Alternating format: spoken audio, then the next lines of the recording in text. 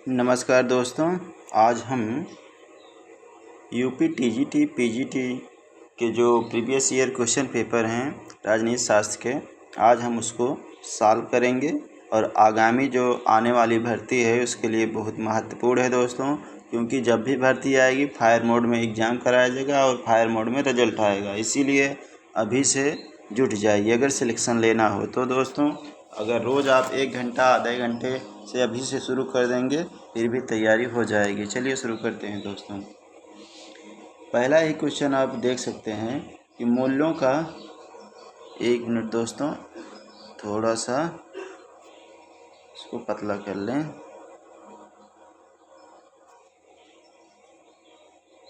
मूल्यों का आधिकारिक बंटवारा किसी समाज की एक न्यूनतम पूर्व शर्त है। यह कथन किसका है? यह डेविड स्टर्न का है। डेविड स्टर्न के बारे में थोड़ा जान लेते हैं। डेविड स्टर्न ने वर्ल्ड पॉलिटिक्स में प्रकाशित लेख an approach to the analysis of political system 1957 में इन्होंने यह प्रकाशित किया था। अंतर्गत पहल राजनीतिक प्रणाली की संकल्पना रूपरेखा प्रस्तुत की। इसमें पहले स्टर्न ने अपनी प्रसिद्ध कृति political system in inquiry into the state of political science. दोस्तों इनकी किताब भी बहुत महत्वपूर्ण है, इसलिए आप लोग किताब भी पढ़ लिया करिए और नोट कर लीजिए। यह 1953 में आई थी। के अंतर्गत यह स्पष्ट कर दिया था कि राजनीति का सरोकार मूल्यों के आधिकारिक आवंटन से है। ईस्टर्न के शब्दों में राजनीतिक प्रणाली किसी समाज के अंदर उन अंतः क्रियाओं की प्रणाली को कहते हैं जिसके माध्यम से अनिवार्य आधिकारिक आवंटन किए जाते हैं। इनके 2-3 किताब हमने आपको बताया, याद कर लीजिएगा।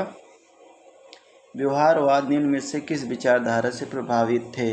व्यवहारवाद तार्किक प्रत्यक्षवाद से प्रभावित था। व्यवहारवाद तार्किक प्रत्यक्षवाद की विचारधारा से प्रभावित है। व्यवहारवाद के अध्ययन की इकाई मानव का ऐसा व्यवहार है जिसके प्रत्येक व्यक्ति द्वारा पर्यवेक्षण, मापन और सत्यापन किया जा सकता है। व्यवहारवाद राजनीतिक व्यवहार के अध्ययन से राजनीति की संरचनाओं, प्रतिक्रियाओं आदि के बारे में वैज्ञानिक व्याख्याएं विकसित करना चाहता है दोस्तों।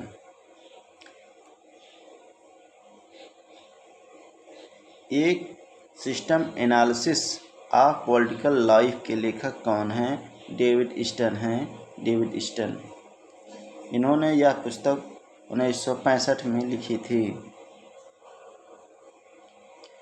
आगे हम देखेंगे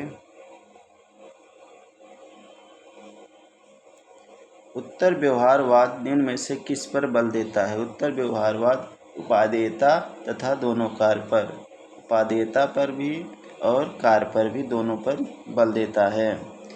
व्यवहारवाद और उत्तर व्यवहारवाद के प्रतिपादक के रूप में डेविड स्टर्न को जाना जाता है। ठीक है दोस्तों। डेविड स्टर्न ने व्यवहारवाद की तत्ववादिता, जड़ता और दिशाहीनता के कारण 1969 में उत्तर व्यवहारवाद क्रांति की घोषणा की थी, जिसे नव व्यवहारवाद भी कहा जाता है। उत्तर व्यवहारवाद उपादेयता, कार्य दोनों पर बल देता है। हमारे लिए यह निरर्थक प्रयास होगा कि अपने तथ्यात्मक ज्ञान को हम एक मुहरबंद कीटाणुनाशक पात्र में एक तरफ रखें और मूल्यों को दूसरी तरफ, जहां वास्तविकता से उसका किसी प्रकार संबंध ही न रह जाए। यह कथन किसका है? रॉबर्ट डाहल का। रॉबर्ट डाहल का यह कथन है। अगला हम देखेंगे, आपको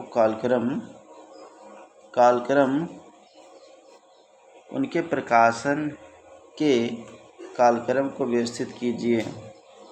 यह यूजीसी नेट में आया था कि जो कि आयोग द्वारा इसे गलत मान लिया गया था। इसकी जो पुस्तक है हम आपको मिलवाते हैं। F Bentley the process of government 1988 में, Robert Dahl modern political analysis 1963 में, James C Charlesworth contemporary political analysis 1967 में, David Stern a system analysis of political life 1965 में। अगला हम देखेंगे, यह पुस्तक किसने लिखी है? The political system. The political system यह डेविड स्टर्न की बुक है दोस्तों। डेविड स्टर्न की यह बुक है political system, the political system. यह 1917 और 2014, गलत है क्या? 1953 में the political system an inquiry into the state of political science नामक पुस्तक की रचना किया था। और डेविड स्टर्न का एक कथन है, राजनीतिक मूल्यों के आधिकारिक आवंटन की प्रक्रिया है। डेविड स्टर्न ने अपनी इसी रचना में राजनीति के संबंध में प्रसिद्ध कथन का उल्लेख किया है। अगला हम क्वेश्चन देखेंगे, राजनीति का संबंध समाज में मूल्यों के आधिकारिक आवंटन से। राजनीति का संबंध समाज में मूल्यों के आधिकारिक आवंटन है, डेविड स्टर्न का यह कथन है। अगला हम देखेंगे, जब मैं राजनीति विज्ञान शीर्षक के अंतर्गत परीक्षा प्रश्नों को देखता हूँ तो मुझे प्रश्नों के प्रति नहीं वरन शीर्षक के प्रति खेद होता है। यह किसकी परिभाषा है? यह मैटलैंड की है। अगला हम देखेंगे, राजनीति विज्ञान समाज विज्ञानों का वह भाग है जिसका संबंध राज्य के आधार और सरकार के सिद्धांतों से होता है। यह पॉल जेनेट की कथन है। अगला हम देखेंगे, जिसके अनुसार राज्य जीवन की मूलभूत आवश्यकताओं के नियमित अस्तित्व में आता है और श्रेष्ठ जीवन के लिए अस्तित्व में बना रहता है। यह कथन किसका है? यह कथन अरस्तू का है। अरस्तू का कथन है कि राज्य व्यक्ति के जीवन की सुरक्षा के लिए व्यक्तित्व में अस्तित्व में आता है, सज्जीवन के लिए वह अस्तित्व में बना हुआ है। अरस्तू का कथन है कि राज्य एक सकारात्मक अच्छाई है, इसका कार्य केवल बुरे कामों और अपराधों को रोकना नहीं बल्कि मानव की नैतिकता और सद्गुणों के मार्ग पर आगे बढ़ाना है। इस प्रकार राज्य का उद्देश्य है व्यक्ति के जीवन को श्रेष्ठ बनाना। व्यवहार में उसके द्वारा सभी कार्य किए जाने चाहिए जो लक्ष्य की प्राप्ति में सहायक हो। यूनानी नगर राज्य का आधुनिक नाम क्या था? यूनानी जो नगर राज्य का आधुनिक नाम क्या था? राज्य था। यूनानी नगर राज्य का आधुनिक नाम राज्य हुआ करता था। यूनान छोटे छोटे नगर राज्यों में विभक्त था। इस कारण यूनानियों के लिए नगर तथा राज्य में कोई भेद नहीं था। किसने कहा कि राजनीति विज्ञान मानना तो बहुत दूर रहा, यह कलाओं में भी सबसे पिछड़ी हुई कला है? यह किसने कहा? बक्कल ने कहा। बक्कल के अनुसार ज्ञान की वर्तमान अवस्था में राजनीति का विज्ञान मानना बहुत दूर रहा, कलाओं में भी सबसे पिछड़ी हुई यह एक कला है। राजनीति विज्ञान हमें बतलाता है कि पिछले समय में राज्य को क्या क्या रूप रहा, इस समय उसका क्या स्वरूप रहा और इसका आदर्श स्वरूप क्या होना चाहिए। यह कथन गेटले का है। निम्नलिखित में से कौन राजनीति विज्ञान को विज्ञान नहीं मानता? एफ.डब्ल्यू. मैटलैंड। एफ.डब्ल्यू. मैटलैंड इसे राजनीति विज्ञान को विज्ञान नहीं मानते।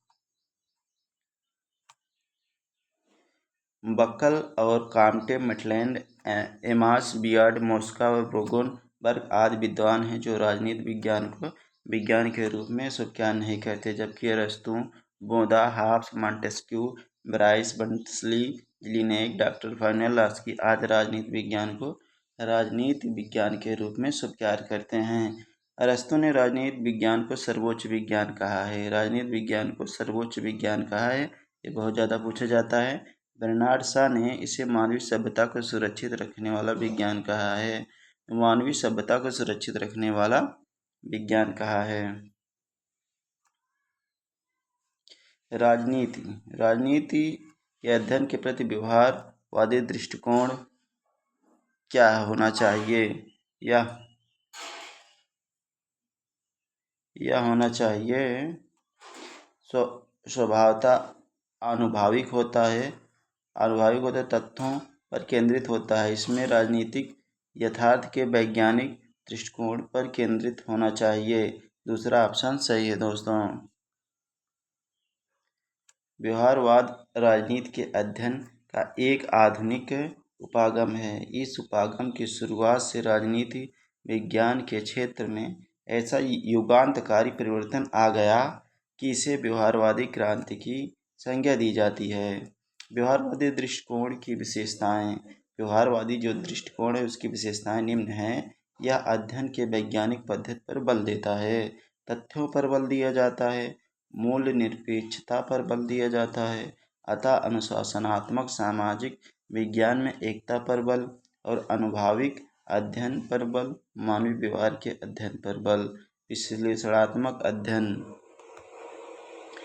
क्वेश्चन नंबर 17 हम देखेंगे, निम्न उपागमों में से किस एक उपागम की दो मुख्य मांगें थी, प्रासंगिकता और कार्यवाही या उत्तर व्यवहारवाद की। उत्तर व्यवहारवाद के अगला चरण एक सुधार आंदोलन, नवीन दिशा संकेत। इसमें दो नारे थे, प्रासंगिकता और कार्यवाही।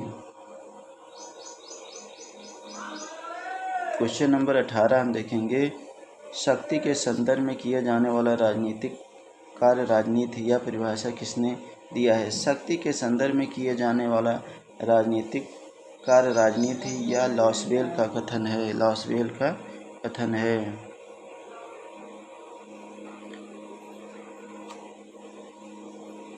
निम्नलिखित में किसका संबंध उत्तर व्यवहारवादी क्रांति से था। उत्तर व्यवहारवादी क्रांति की सारथ तकनीक से पहले आ जाना चाहिए और क्रियाशीलता के उत्तरदायित्व का वहन करना चाहिए। व्यवसायों का राजनीतिकरण करना चाहिए। ऑप्शन नंबर डी सही है। Question number 20, new aspect of politics. New aspects of politics नामक पुस्तक किसने लिखी है। चार्ल्स ई मेरियम ने। क्वेश्चन नंबर 21, व्यवहारवाद की बौद्धिक आधारशिला में शामिल है क्या। व्यवहारवाद के आधारशिला में शामिल है नियमितता, व्यवस्थापन, शुद्ध विज्ञान। डेविड स्टर्न ने the current meaning of the behaviourism 1945 लेख में व्यवहारवाद की 8 बौद्धिक आधारशिलाओं का उल्लेख किया, जो कि नियमितता, सत्यापन, प्राविधियाँ, परिमाणन, मूल निरपेक्ष, क्रमबद्धता, विशुद्ध विज्ञान, एकीकरण। स्टर्न कहते हैं कि ये 8 ऐसी बौद्धिक आधारशिलाएं हैं जिसके आधार पर समस्त व्यवहारवादी आंदोलन का भवन खड़ा किया गया। इन्हें स्टर्न ने व्यवहारवादी धर्म भी कहा है। क्वेश्चन नंबर 22 है, उत्तर व्यवहारवाद से संबंधित नारे असंगत रूप से निश्चित होने की अपेक्षा स्पष्ट होना श्रेयस्कर है, अस्पष्ट होने से गलत होना अधिक अच्छा है। केवल पहला सही था, इसमें पढ़ लिया जाता है। जिस प्रकार डेविड स्टर्न ने व्यवहारवाद की 8 विशेषताएं बताई, उसी प्रकार उत्तर व्यवहारवाद की 7 विशेषताएं बताई हैं। व्यवहारवाद की 8 और उत्तर व्यवहारवाद की 7 विशेषताएं हैं, जिनमें से कुछ प्रमुख हैं।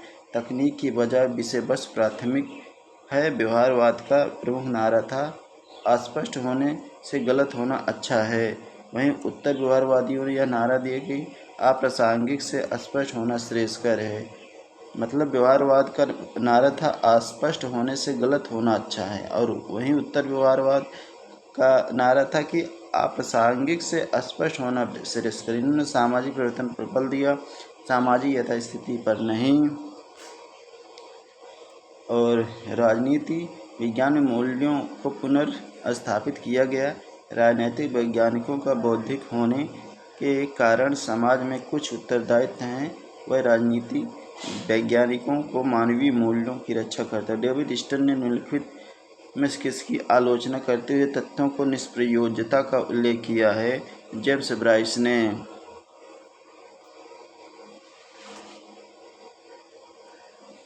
आधुनिक इतिहासवादी राजनीतिक लेखन के संदर्भ में डेविड स्टर्न द्वारा वर्णित निम्नलिखित में कौन सा युग सही है, सही नहीं है। मूल्यवादी सेवाएं सही नहीं है। बाकी संस्थावादी चार्ल्स मिकाइलसन, अंतःक्रिया एलन, भौतिकवादी डैनिंग। अगला हम क्वेश्चन देखेंगे और ये अंतिम क्वेश्चन होगा, क्योंकि दोस्तों रोज़ हम 25 क्वेश्चन सॉल्व करेंगे।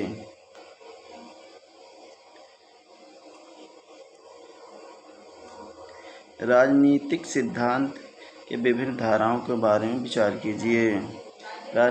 शास्त्रीय राजनीतिक सिद्धांत प्राचीन यूनानी संस्कृत सुकरात, प्लेटो और अरस्तु लेखन से उभरा है, 19वीं शताब्दी की शुरुआत में जारी रहा।